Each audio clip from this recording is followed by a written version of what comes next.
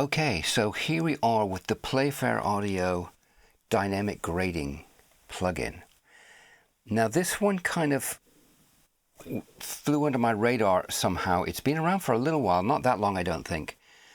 And I discovered it by accident recently, and it was like, wow, this is the plugin I've been waiting for. This is something that one of the things I really like seeing in 2024 is plugins like this, which are giving us something that you can't do with analog, that we've always needed, or I've always would have found incredibly useful, but there was real no way of getting that to happen apart from what I had been doing is using a whole range of other plugins working together in conjunction with each other to try to get what this plugin can do in one plugin. And the chains of plugins I had doing some of the things that this can do, you know, it was really fiddly and I often didn't get the results I wanted. And with this, I'm getting the result with just a few quick moves, and it's better than even the best of those chains and plugins that I've been using. So for me, for a surgical compression, this is just absolutely a standout plugin.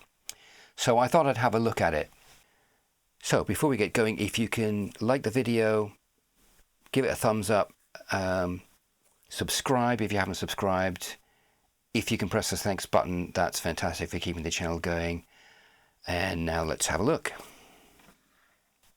So what can it do? Well, it can do all four types of compression.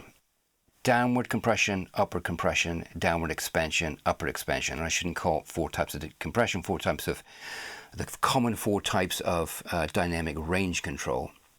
Now you can get more specific than that. You can talk about looking at transients and the sustain part of the signal, which this also does. So it covers like all the bases. Now, we normally talk about downward compression. When we talk about compression, it kind of like people mean downward compression, where, you know, the louder parts are brought down in level. But upward compression is incredibly useful. It's the type of compression where you bring the lower level things up in volume. And I'm going to show you some of that and what this is capable of doing. And then you've got downward and upward expansion as well. Upward expansion meaning that the louder parts get louder. Downward expansion means the quieter parts get quieter. So kind of noise gating, noise reduction, or transient, increasing the transients. And this has an emphasis on transients versus sustain. And it's partly due to the nature of how this is divided up within the range of the dynamic range. So we're going to have a look at that. But before we get into the details, I just want to demonstrate to you what this thing's capable of, which is quite spectacular actually, I think. So I'm going to play you a piece of music here, and it's got a snare, which I'll solo the snare so you can hear what it's like soloed. The drummer's hitting the snare quite hard, but in between those hard hits, there's a lot of ghost notes, very intricate work, which is key to this kind of music. You really need to be able to hear that because there's so much rhythmic information there that the other players are going to be playing off of. So you really want to hear it. But what we've got is a lot of keyboards going on here, which is just, and bass, which are just covering up those ghost notes completely. Now, you know, you could take away these keyboards and replace them with piano or guitar playing rhythm, and it could easily just as much cover it up. Or a slightly more busy bass line. It's very easy in lots of situations for things like quieter drum snare ghost notes to get lost. Or subtle vocal, you know, parts of vocals, or any instrument where you've got quiet, subtle parts you want to hear in a busy arrangement, especially in jazz, where, you know, you get sections where everybody's playing really full on.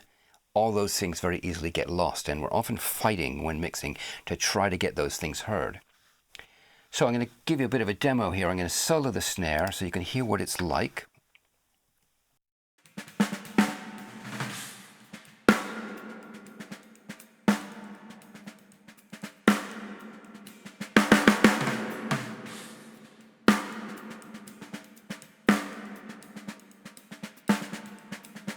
So you can hear he's going from hitting it really very loudly to just barely tapping it.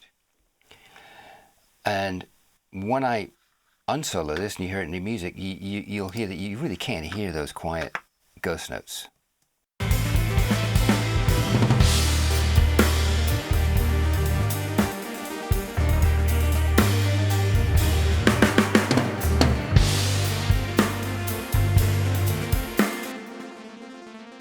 they're pretty much gone, right? So now I'm going to bring this in. Have a listen.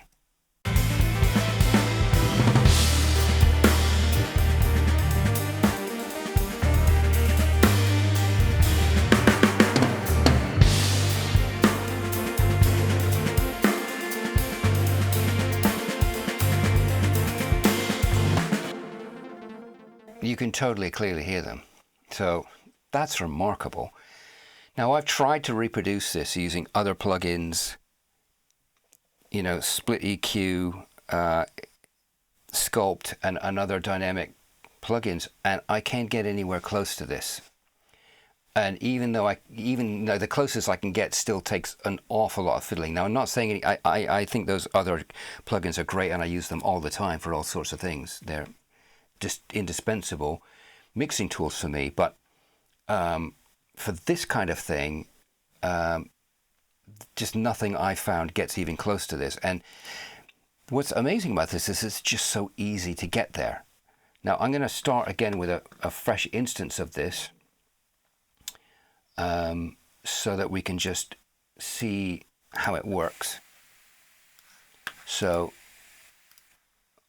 I'm going to open this up and just reset everything here. Now you can see I'm moving these lines around. This isn't going to be an absolutely exhaustive walkthrough, but I'm going to give you an idea of how this thing works. This is the dynamic range. Now if I play this, you'll see how different parts will light up on this graph on the left and the right. So just play a little bit of it here and watch these lines.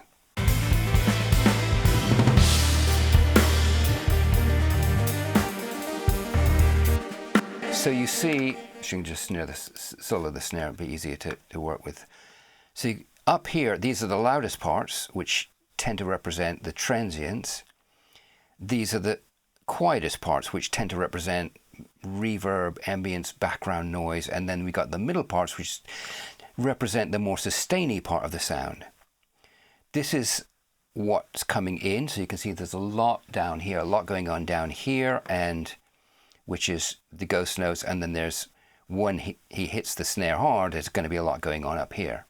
So it just gives you a clue of where you want to center in on with these, because what these do, and this, by the way, on the right, that's what the output is.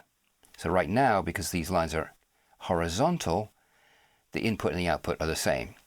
But if I move this around, I can choose which area I want to work with in this lower part, this lower zone. So I can scroll down here and go to the really, really quiet parts. I don't need to worry about that because that's just going to be spill noise and things on the snare. So I'm just going to work within this area here, and I don't need to go higher up here because that's louder than the snare gets, or you know, the loudest hits I don't need to do anything with them if they kind of go above this. So down here is going to be the quieter parts, the mid parts, the higher parts. So if I pull up here, what I'm doing is I am taking all of this area here, all the quieter part, and I'm squeezing it up nearer to the mid level of volume. So you're going to hear these really quiet bits. You're going to hear the sustain more of the, like the snare sustain, the reverb, room noise, room sound is going to come up because I'm squeezing it up, taking all of this area and pushing it up into one little area here. If I move this up, I'm basically doing the same thing with this area, which is the more kind of mid-range sound here. The mid-range, I don't mean frequencies, I mean volume level. And I can push this up to make that louder, or I can pull it down. I can do whatever I want with it. So if I went the other way with this, what I'd be doing is basically creating a kind of sort of a noise gate. Not exactly a noise gate, but I'm basically downward expanding. I'm gonna these sounds down here are gonna get quieter the lower they get, expanding them downward. So if you wanted to get rid of kind of spill, that would be a way of doing that. Here I've got the transients, the louder ones, and I can make them even louder as they come through here, or I can bring them down. I can quash those transients. And it's the same with the upper end of this mid-range here. I can bring it up, I can bring it down. So you've got absolute full flexibility. And on this side, you can decide which area is going where. So, I mean, it's totally, everything is flexible and movable here. So now let's go back to what we had with the snare here. So you can see what I did. I found the area where the ghost notes were, which is this area here. And I pushed it up here, so that it's into the audible range here, audible in the mix. I didn't need to do anything with this area here or this area here. It was really just I found the area where the ghost notes were and pulled it up. As simple as that. So let's have a bit of a play around now. I think I'll open this other instance here, so you can hear what it does on the snare when I mess about with it.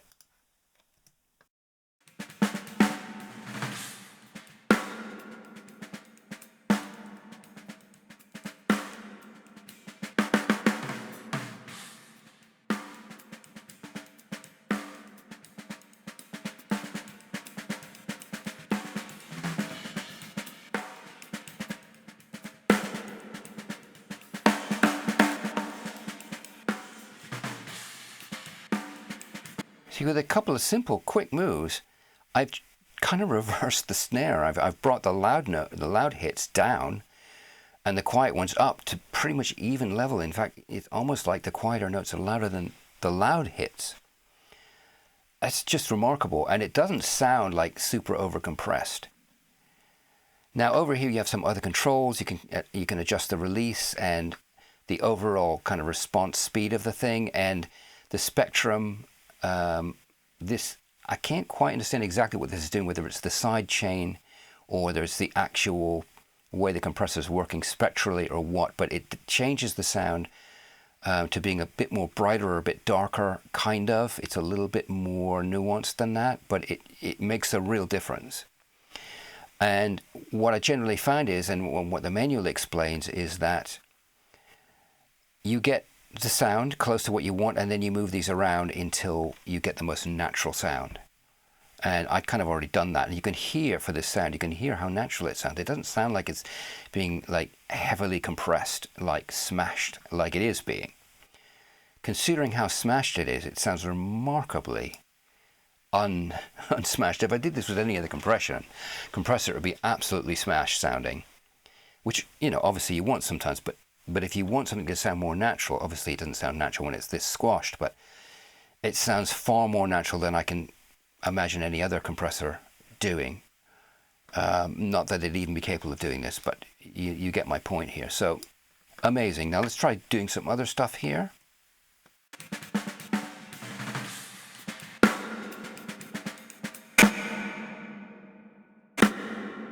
So obviously that is just peaking and killing the limiter, but you can hear just how powerful this thing is.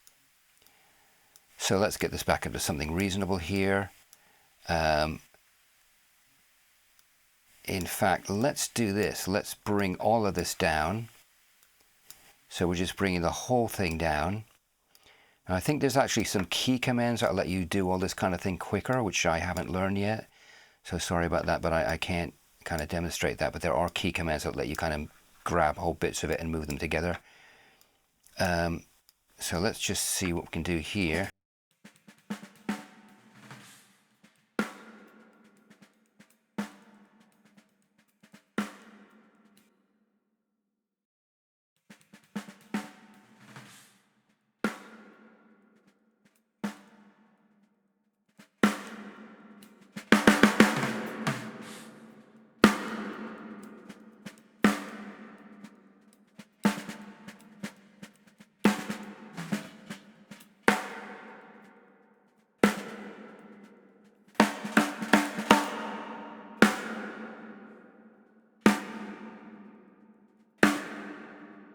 Ghost notes gone. So you can just see how powerful this thing is and how quick it is to just find the area that you want to change, and that's what these graphs on the side help you do, and then move it in level. Okay, so let's try it on overheads.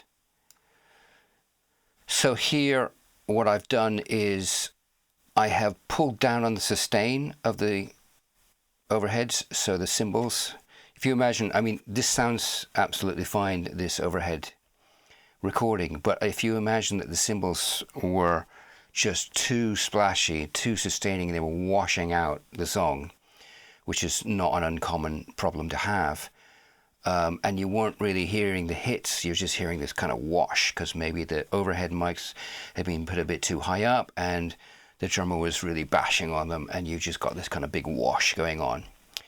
So here, what I've done is I've brought up the louder hits, and I've brought down the sustain part. So let's have a listen to it before, and then I'm going to bring it in.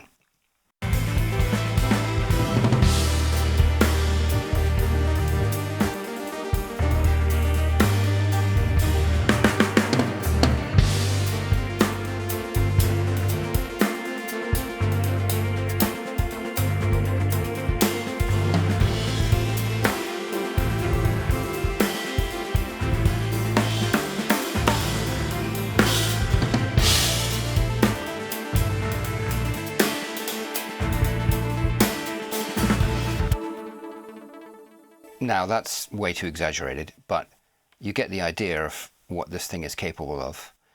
And that sounds, considering how much of a change I'm doing, it sounds remarkably smooth. I think if I fiddled with it a bit, I could probably get it sounding even smoother.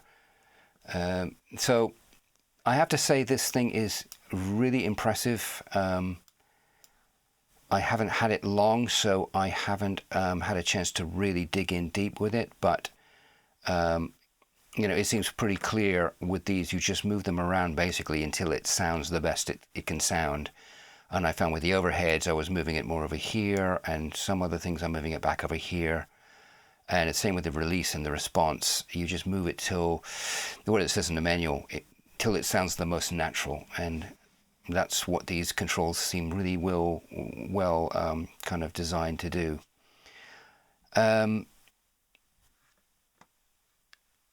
So, and you've got an amount control here, which is also really useful. If you've got the right effect and it's a little bit too much, you can just pull it back a bit. Fantastic stereo link. Not 100% sure what this latency thing does here in terms of, I'm guessing the max gives you maybe better quality, and this smart is probably going to give you the optimum one. But again, this is not an exhaustive walkthrough, and I have not